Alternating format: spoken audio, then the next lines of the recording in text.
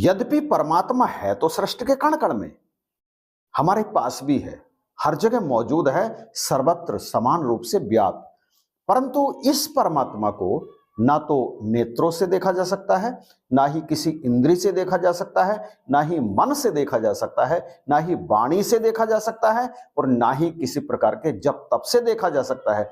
कबीर साहब भी कहते हैं, पास खड़ा, यानी खड़ा तो पास है पर नजर ना आवे, ऐसा राम हमारा रे। और कहते हैं, है घट घट में घट के जाने, रहता खलक से न्यारा रे, कोई तो ध्यावे पीर पैगंबर, कोई ठाकुर द्वारा रे। और आगे कहते हैं, जप तप संयम और व्रत कर करके सब जग हारा रे, परंतु परमात्मा नजर नहीं आता किसी भी दृष्टि से। श्रुति भी इस बारे में कहती है, न चक्षुषा ग्रहते नापी वाचा, नान्यर देवस तपसा कर्मणा वा। इससे आपको ये बिल्कुल भी नहीं समझना चाहिए कि इस परब्रह्म परमेश्वर का दर्शन किसी भी साधन से नहीं हो सकता।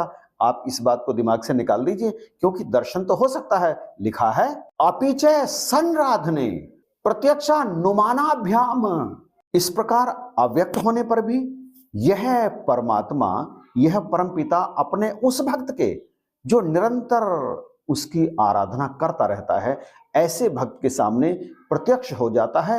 मुंडक उपनिषद का वो जो सूत्र, वो जो लाइन, वो जो श्लोक दास ने आपके सामने यहाँ बोला था, अब उसी श्लोक की अगली दो लाइनों को आप जरा ध्यान से देखिएगा। ज्ञान प्रसादेन विशुद्ध सत्वा इस ततस्तु तम पश्यते निष्कलंक ध्यायमानः।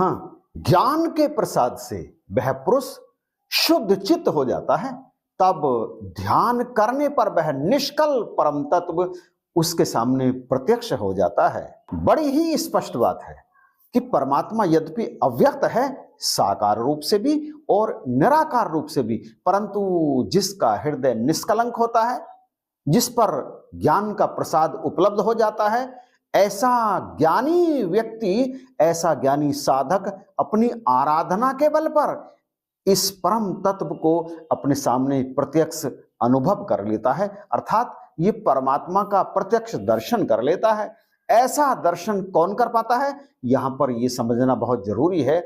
जिनके मन में प्रभु के प्रति अनन्य प्रेम होता है, परमात्मा स्वयं कहते हैं श्रीमद् भागवत गीता में, अनन्य चेता सततम योमा स्मृति नित्यशः तस्याहम सुलभम पार्थ नित्य युक्तस्य योगिनः।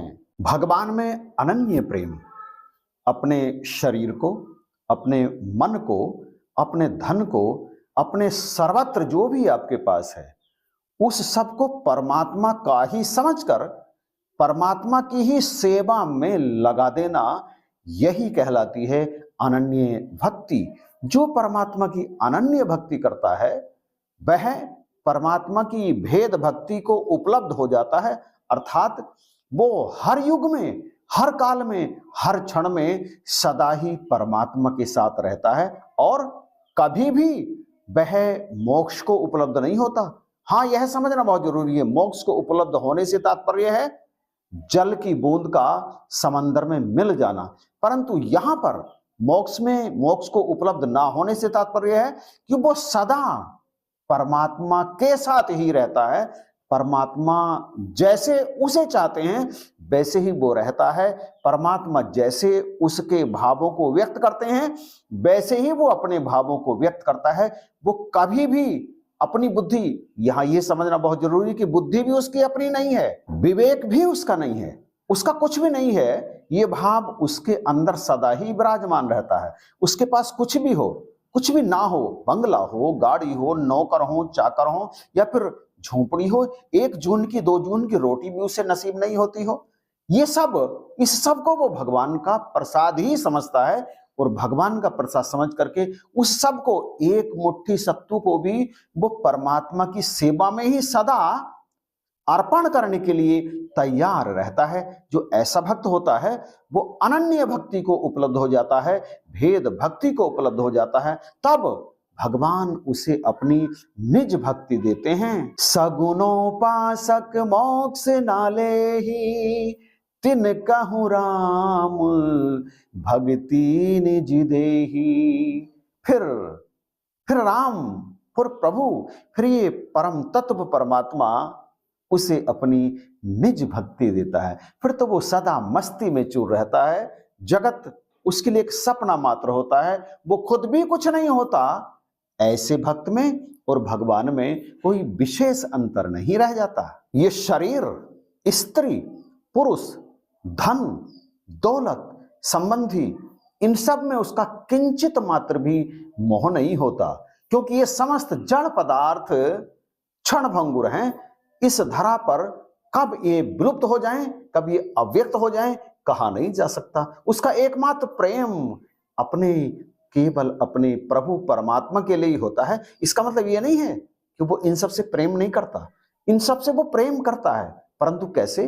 वो इन सब में भी एक प्रभु परमेश्वर के ही दर्शन करता है। सिया राम मैं सब जग जानी, करहूं प्रणाम जोर जुग पानी। वो सब में परमात्मा के ही दर्शन करता है, और जब वो इनकी सेवा करता है तो परमात्मा समझ करके ही इनकी सेवा करता है। वो इन्हीं में परमात्मा के दर्शन करता है। ऐसा अनन्य भक्त परमात्मा के अतिरिक्त और किसी की चाह रखता ही नहीं। उसके मन में सदा एक ही बात रहती है, मुझे मेरे परमात्मा अपने चरणों से लगाए रखें, मुझे मेरे परमात्मा अपने चरणों से लगाए रखें। और ऐसे भक्त पर प्रभु सदा ही प्रसन्न होते हैं, सदा ही न्योछावर हो जाते हैं। और ऐसे भक्त को प्रभु अपने से अलग नहीं करते कभी भी। परंतु जिनके अंदर प्रभु के प्रति कोई प्रेम नहीं होता, जो प्रभु के अस्तित्व पर ही सवाल खड़ा करते हैं कि परमात्मा नाम की कोई चीज इस संसार में है, इस बात पर वो जरा भी यकीन नहीं करते, ऐसे अज्ञानी पुरुष परमात्मा के उस अनन्य प्रेम को कभी ना महसूस करते हैं और ना ही कभी उसे जान पाते हैं। ऐसे मनुष्यों के लिए ये संसार आसक्ति से भरा है, और वो इस संसार को ही सत्य मानते हैं। इस संसार के बाद वो किसी चीज को सत्य नहीं मानते। जीवन जब तक है तब तक वो इस संसार के माया मोह में पूरी तरह से आसक्त रहते हैं, और इसी में वो कष्ट उठाते हैं, इसी में वो भयंकर पीड़ाओं का अनुभव करते हैं। जब तक उनके शरीर में दम होता है, जब तक उनके पास पैसे का जोर होता है, जब तक उनके पास सुख के साधन होते हैं, तब तक वो इनका भरपूर उपभोग करते हैं, विलासिता पूर्ण जीवन जीते हैं। परंतु जैसे जैसे ये चीज समाप्त होती है और शरीर की ताकत समाप्त होती है, वो उस अवस्था की तरफ जाते हैं जिसे बुढ़ापा कहते हैं, जहां पहुंच करके आंखों की ज्योति धीमी पड़ जाती है, कानों से आवाज आनी बंद हो जाती है, जीभा का स्वाद चेंज हो जाता है, खाल लटकने लगती है, दांत गिर जाते हैं। जब वो अवस्था आती है तब भी उन्हें समझ नहीं आती कि परमात्मा नाम की कोई शक्ति है जिसने मेरे इस शरीर को धीरे धीरे इसकी अवनति की तरफ धकेला है, बुढ़ापे की तरफ धकेला है। एक दिन ये शरीर नहीं रहेगा, लेकिन वो इस चीज को मानते ही नहीं कि शरीर जिस कारण से चल रहा है वो कहीं और जाएगा। वो इस बात को नहीं मानते।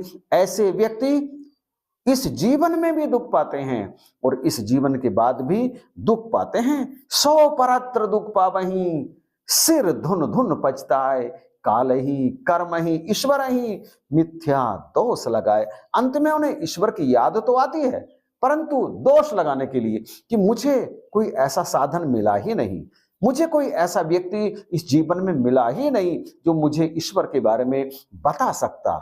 अब मैं आपसे कहूं कि यदि आपके अंदर थोड़ी भी श्रद्धा है, आप अस्तित्व को मानते हैं परमात्मा के, तो आप अपने आप को बड़भागी समझिए, क्योंकि परमात्मा को मानने वाले आप हैं। इस संसार में आप जैसे सब नहीं हैं। इस संसार में धीरे धीरे उन लोगों की संख्या बढ़ रही है जो परमात्मा के अस्तित्व में विश्वास नहीं करते, प्रत्यक्ष प्रमाण मिलने पर भी जो उसे नकार देते हैं। तो आप अपने आप को बड़भागी समझिए, भक्ति करिए, आराधना कीजिए और अपने जीवन को परमात्मा की सेवा में लगा दीजिए, तभी पड़ जाएगा इस जीवन का मोल।